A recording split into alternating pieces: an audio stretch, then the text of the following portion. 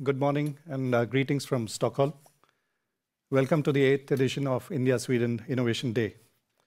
We are honored that Honorable Ministers Mr. Bailan and Dr. Jitendra Singh are joining this inaugural session.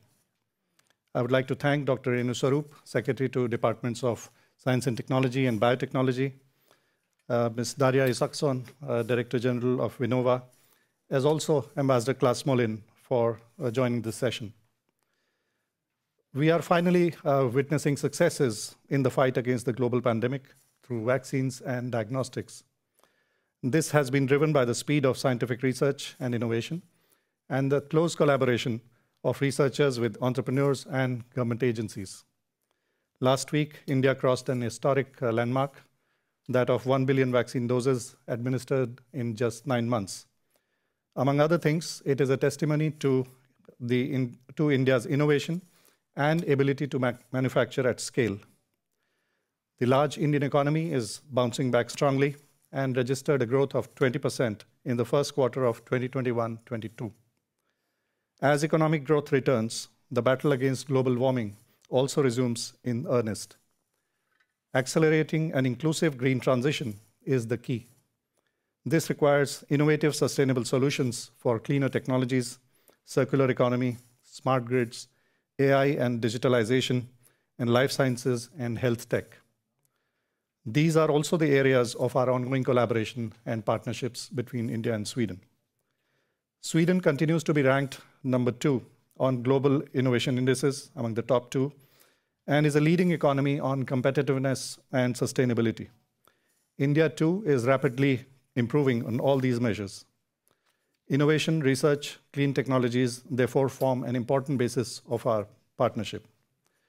It is in this context that this annual Innovation Day brings together researchers, businesses, and investors alike, and we thank all the business leaders and other participants for joining today's interaction. Despite pandemic, our political engagement has further intensified. This year, our prime ministers have interacted twice, once in March in a virtual summit, and then followed by the India-EU summit in May. Trade ministers had a substantive engagement in April, and the defense ministers interacted with industry from both sides in June. The India-Sweden Joint International Initiative on Climate Action, the LEAD-IT, Leadership Group on Industry Transition, launched a couple of years ago, continues to attract important new members. The US joined earlier this year. The group aims to work on transition to cleaner technologies. Sweden has also joined the International Solar Alliance.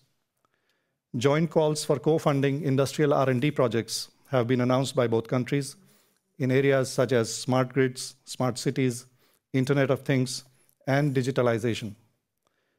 India and Sweden are among the few countries who have extensive manufacturing capabilities in defense and who are also engaged in space and polar research. New avenues of collaboration in space technologies are being actively explored, and fresh collaboration is being pursued in polar research also. Here in Sweden, major new industrial innovations are underway, for instance, producing green steel and greener batteries at a very large scale.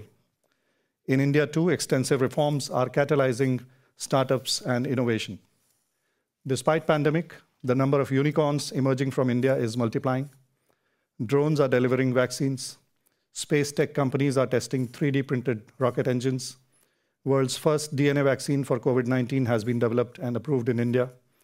Other major AI-assisted health tech solutions are being commercialized. FinTech is booming. Geospatial data acquisition, use, and application have been liberalized. Startups are demonstrating fast charging of electric vehicles.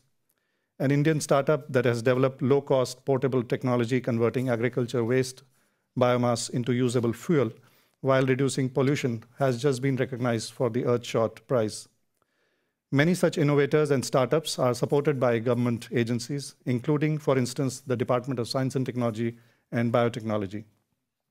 The Indian Space Research Organization, ISRO, is also helping with incubation of space startups. India is well on its way to meeting its Paris commitments through investment in renewable energy and energy efficiency. India's ability to scale is reducing the cost of solar power significantly. Prime Minister Modi has also announced a national hydrogen mission to make India as one of the global hubs for producing green hydrogen. This too offers enormous opportunities of collaboration. Indian companies are working with Swedish partners to develop and deliver sustainable solutions here in Sweden. All this makes for exciting times where technology is being deployed for innovative solutions and scaling up response to meet development challenges, something that India offers. The future is promising, and this is a win-win situation. I would like to thank the India Unlimited, the Sweden-India Business Council, SIBC, the Confederation of Indian Industry, CII, and Startup India for helping organize this event. We are grateful that Honorable Minister Bailan and Dr. Jitendra Singh have spared their valuable time to join this edition of India-Sweden Innovation Day. We look forward to their insights and guidance on the theme for today's interactions, accelerating India-Sweden's green transition. Thank you.